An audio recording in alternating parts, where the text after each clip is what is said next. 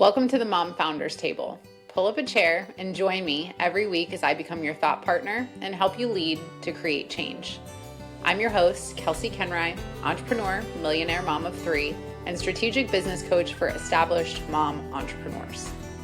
Every week, you will get tactical guidance to apply to your business, leadership, and life that will help you further your true success while also being invited into a new way of thinking and being that creates true freedom.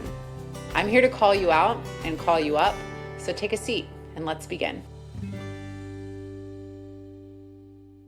I don't think there's anything more frustrating than feeling like you are stuck or being stuck or hitting a plateau in business and feeling like maybe even if you get some momentum that you keep ending up in the same place over and over again. And here's what I know about this pattern. In order to break through this pattern and multiply your revenue specifically, there is some very strategic shifts that have to be made that I've been making with clients behind the scenes for years that are incredibly impactful, not just for the business, but also for them. And I had a client actually who came to me and was basically stuck around $20,000 months. She had a really high profit business and she didn't have that much overhead, but the issue is that she had created this incredible program that was growing quickly, but she couldn't seem to break the pattern of always coming back to that plateau of around $20,000 months. The really cool thing is that this year she had her first six-figure month. So I'm talking about a $20,000 month and like ranging around there all the way up to $100,000 in a month. Not only that, but her expenses, including her pay, were $30,000. That is a $70,000 profit. And the reason why this matters is because when we feel stuck in our revenue and in our sales, the reason why it affects us so much as entrepreneurs is we have this burning desire for bigger, for more, and it's driven by impact. It's driven by this need that we have to fulfill, that we believe is our responsibility and our duty to fulfill through our business. And so I want to just normalize that because there are so many people that feel guilty that they maybe aren't content with where they are. And also understand that you could be really content and really grateful and really appreciative, and also know that you have the potential for something bigger. You just know in your heart and soul that your business is supposed to be something bigger than it is right now. And multiplying your revenue,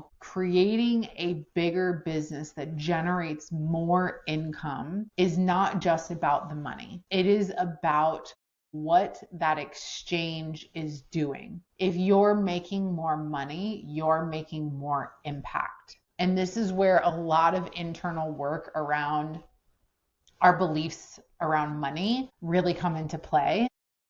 But we're not talking about that today. What we are talking about today is the strategic things that you need to do to actually increase the amount of money that you're making. So for my client that went from $20,000 months to $100,000 months, the changes that we made were actually about reducing her hours and her workload and creating more efficiency, systems, processes, and getting the right team in place. So not only did she go from 20,000 to 100,000, she did it in less than half the hours that she was working when she was making $20,000. And this is just proof that it's possible, because this is just one of many client case studies, which you can definitely see on my website as well. But it is more than possible if you are holding the belief right now that in order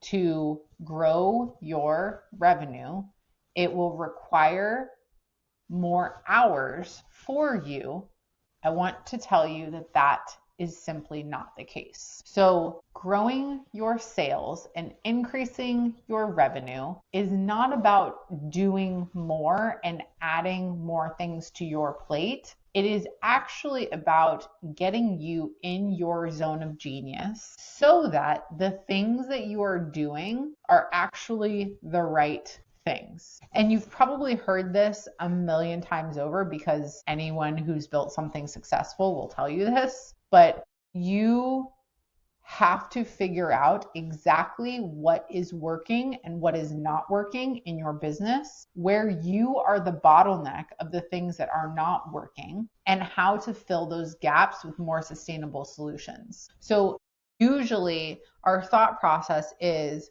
I want to impact more people. I want to have, I want to make $5 million a year, or whatever the number is, right? We have these big goals and these big dreams. And then instantly we have these negative thoughts that come in. And it's like, oh, but you're already working so much. Like, where are you going to put that? How are you going to do that? Where is it going to? And then you start spiraling, and then that shrinks us back to the same patterns. Refining what you are currently doing that is working, that is driving the business forward, and then where you are actually holding the business back from driving forward is always going to be our first step, right? We have to figure out, okay, here's the goal and here's our current state. What is in between, right? And I don't ever want somebody to shrink themselves because they think that in order to get there, that it's going to require capacity that they don't have. That being said, there's a difference in time capacity and energy capacity, because I do believe not that results are driven by doing more, but that results are driven by aligned effort, meaning that you're going to get back what you put in terms of your energetic alignment and desire for that thing. If you don't really want it, you're not going to decide, and you're not going to go after it, and you're not going to, burn the ships, as they say, because you don't necessarily believe in either the thing that you're doing, or you don't believe in yourself. It's a non-negotiable for us increasing our sales, is we have to believe that it's possible, and we have to figure out what's working, what isn't, and what's the gap between where you are now and the goals that you have. So there are typically 3 levers that are going to move your revenue the fastest. The first one, and the most obvious, is your pricing. So if you are undercharging, or if your services and offers are set up in a way that it's costing you more time or money than you are receiving, then that's going to affect your profit margins. So you need to make sure that your rates that you're charging are aligned with the value that you are giving. You need to make sure that you are not over delivering to where it's costing you more time, more team hours, or anything beyond that is an expense to you, so that then you are slimming those profit margins even more. So we have to look at our current pricing, and we have to ask ourselves, have we raised our prices? What does it look like for our industry, our market, where we are? What is the pricing? And don't be afraid to go outside of market standards, right? Pricing is such an art, right? And this is a conversation that I'm having with clients so often.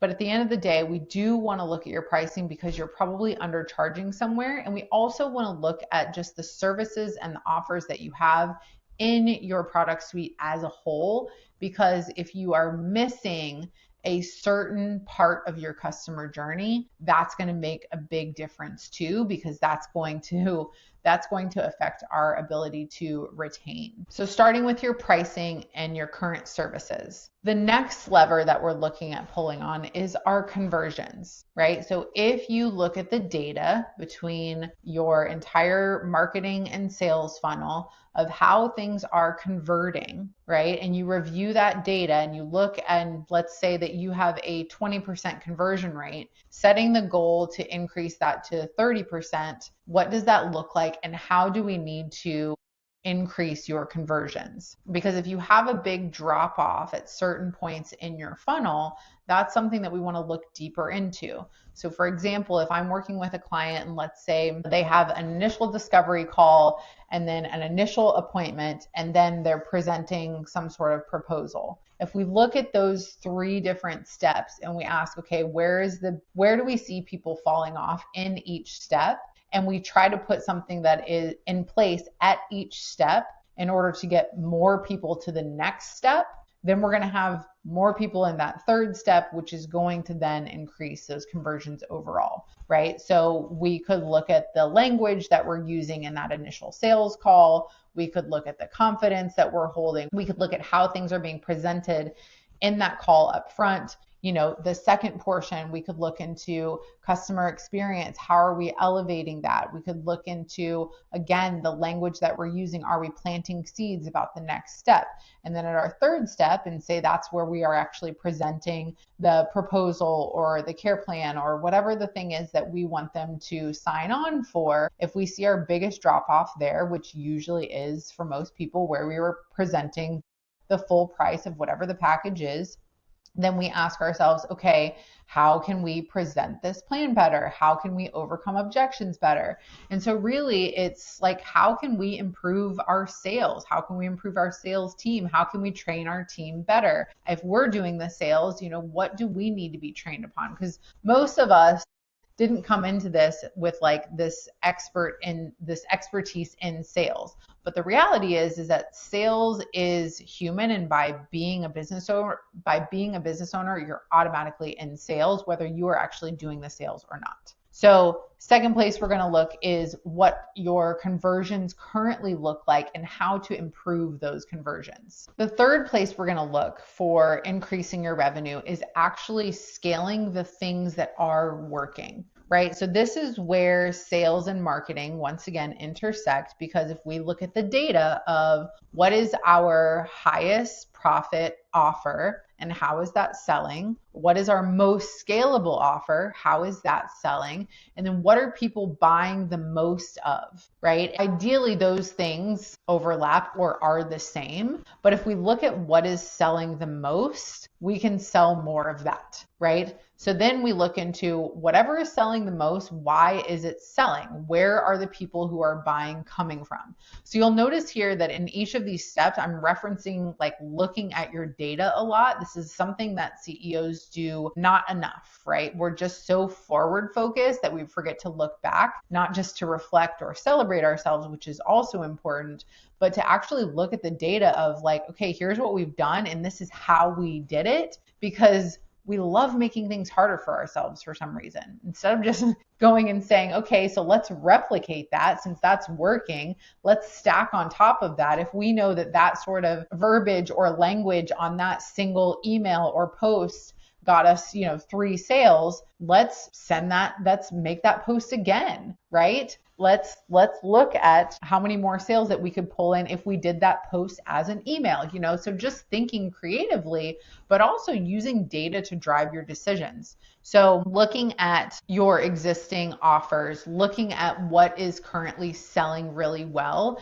and thinking about how you can amplify that. So those are 3 different places that I'm always going to look at to increase sales for people. And one of the reasons why people stay stuck for so long is they are so focused again on that forward momentum, on reinventing the wheel, on always doing something new. They're so attached to instant gratification or so outcome focused that they forget that you don't always need to chase new ideas. Instead, you need to look and review what has historically worked, what is currently working, and how can you double down on those things? How can you amplify those things? How can you draw more attention to those things rather than having to create something new all the time? Because that in itself, when we're thinking about scalability and sustainability, that's one of the things that I think contributes a lot to burnout that people don't talk about, is that it's more about like the mental execution of feeling like it always has to be reinvented, of feeling like we always have to chase these trends or do these new things because we get so excited because we're entrepreneurs and we always want to do all the things. And then it's like, oh man, my central nervous system is shocked because I'm not giving myself time to just be and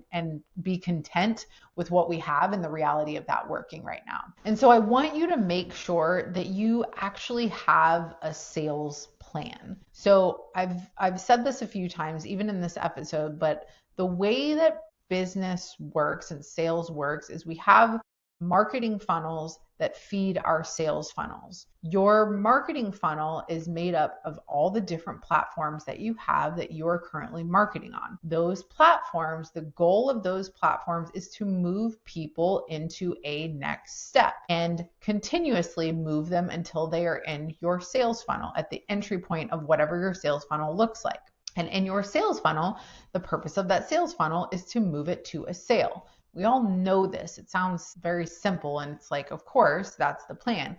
But when was the last time you actually sat down and mapped out what are my marketing funnels? What does my sales funnel look like? How is this working? And what is the data telling us about how people are moving through this?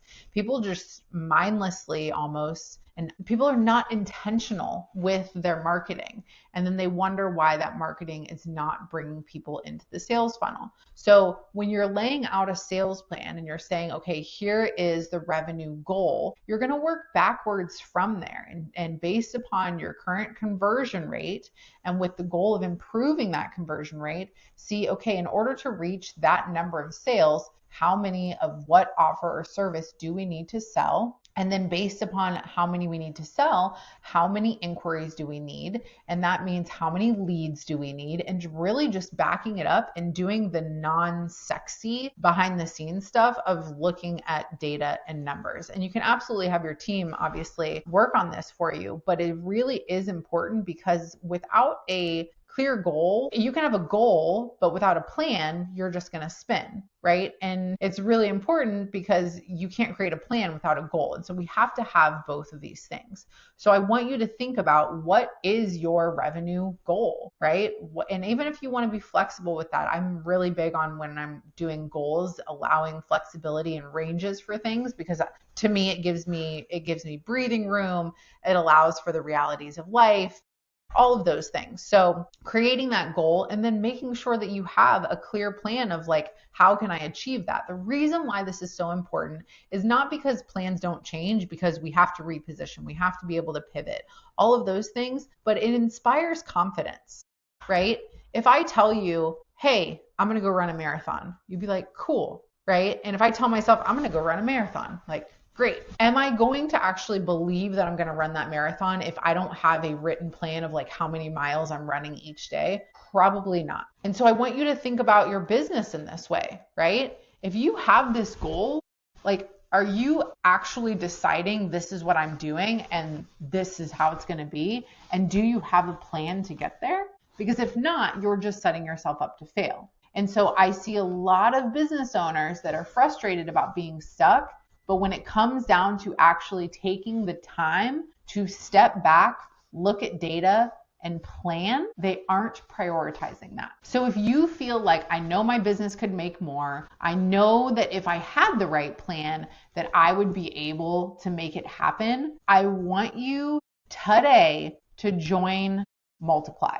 Multiply is my 10-week sales accelerator. This is built to take you through exactly what you need to do exactly what the name says, multiply your revenue. This is a sales-focused program for service providers. It is a 10-week program. I'm helping you put together your plan to scale your revenue in a sustainable way. This means that this is something that you can continue to do and multiply your revenue year after year. So if you are a busy business owner and you're like, this is the year that I'm increasing my sales, I want to know how to increase sales, I want to have a plan on how I can increase my sales without adding a zillion hours to my plate. I want to learn how to do the right things that actually move the needle. This is exactly why I built Multiply. These are the things that I've been doing with private clients for years behind the scenes that is helping them to work less and earn more. And I'm so excited about this program. I'm so excited for all the incredible people that are joining. There's so much goodness in this program. You are not only getting weekly live coaching calls with me, you're getting access to me between the coaching calls for real-time feedback. We have put together resources, templates, the badass curriculum that is going to leave your mind like splattered after every call. You are going to feel so clear, so confident, and so excited about where your business is headed. And I just honestly am so pumped because I really think that this is the greatest program that I've ever created. And to be able to really harness my craft and see how this framework works across all industries for all of my clients year after year, it feels so special to bring this to you guys. So I'm so excited for you to join Multiply. We have some amazing bonuses. We will put the link to the page for Multiply where you can go enroll today, and I cannot wait to see you inside.